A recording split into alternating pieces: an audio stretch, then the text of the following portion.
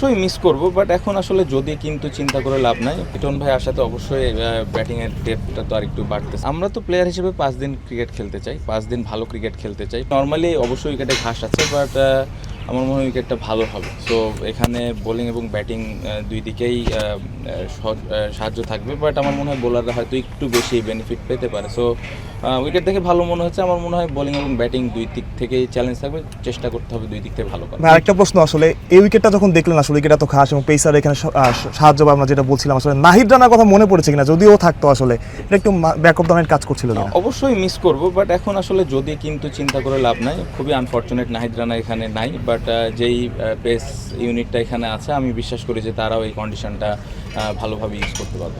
প্রস্তুতি ম্যাচের 54 রানের কথাটা বারবার আসছে, তো লিটন ফিট বললেন আপনি, এখন কি ব্যাটিং নিয়ে একটু দুশ্চিন্তা কমেছে কিনা? অবশ্যই লিটন ভাই আসাতে অবশ্যই ব্যাটিংয়ের ডেপথটা তো আর একটু বাড়তেছে এবং ওই জায়গায় কনসিস্টেন্সি আছে তার। সো আমার মনে হয় যে এই আগামীকালকে থেকে যে টেস্ট ম্যাচটা হবে ওইখানে আমরা এজ এ ব্যাটিং ইউনিট ভালো আশা রাখছি এবং প্রিপারেশনটা ভালো হয়েছে এখানে যে কয়দিন আছে। সাদা পোশাক পরে একটু জায়গায় হেঁটে আসলেন, অনুভূতিটা কীরকম হচ্ছিল আসলে? কারণ অস্ট্রেলিয়ায় তো আসলে সাদা পোশাকের সচরাচর সুযোগটা হয় না এবং 23 বছর পরে সেই সুযোগটা এলো, এবং একটু জায়গা যখন আসলেন কীরকম ফিল হচ্ছিল বা আপনার ব্যাক অফ দ্য মাইন্ডে কী চলছিল? না, ভালো লাগছে এখানে সে টেস্ট খেলতে পারবো, এটা অবশ্যই এক্সাইটিং। ওইখান থেকে হেঁটে আসার বিষয়ে খুব বেশি তেমন কিছু কাজ করে নাই, বাট হ্যাঁ আমার মনে হয় যে অবশ্যই এটা আমাদের জন্য অনেক বড় অপরচুনিটিস।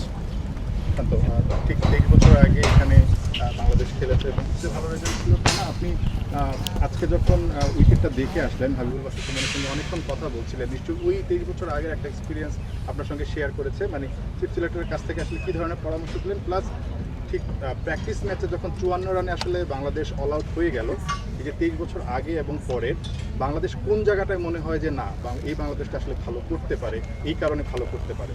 না, সিলেক্টর সাথে এটাই কথা হচ্ছিল যে এখন সেই 23 বছর আগের মতো এই টিমটা নাই। সো তার বিশ্বাস আছে এই টিমটার উপরে, এবং প্র্যাকটিস ম্যাচের যে কথাটা বললেন, আসলে এরকম ম্যাচ আমরা এর আগেও খেলেছি, to be very honest. So এরকম একটা খারাপ দিন যেতে পারে, আমি বিশ্বাস করি যে এরকম দিন এই টেস্ট ম্যাচে আসবে না, এই বিশ্বাসটুকু আছে। এবং আমি যেটা বললাম যে ওটা একটা প্রিপারেশন ফেজ ছিল। সো এখন আমার মনে হয় যে আগামীকালকে থেকে একটা ব্যাটেল শুরু হবে, ওটা আমরা কতভাবে ওই চ্যালেঞ্জটা অ্যাকসেপ্ট করতেছে এটা ইম্পর্টেন্ট। সো ওটার জন্য সবাই প্রস্তুত।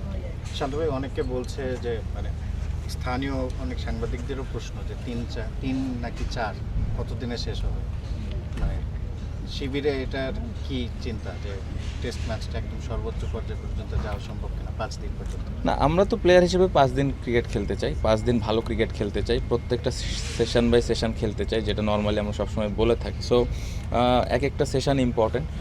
4 দিন যাবে, 5 দিন যাবে না 3 দিন যাবে, এই ধরনের আলোচনা থাকবেই, বাট অ্যাজ এ প্লেয়ার হিসেবে আমাদের সবসময় লক্ষ্য থাকবে যে আমরা কত ভালো ক্রিকেট এখানে খেলতে পারি।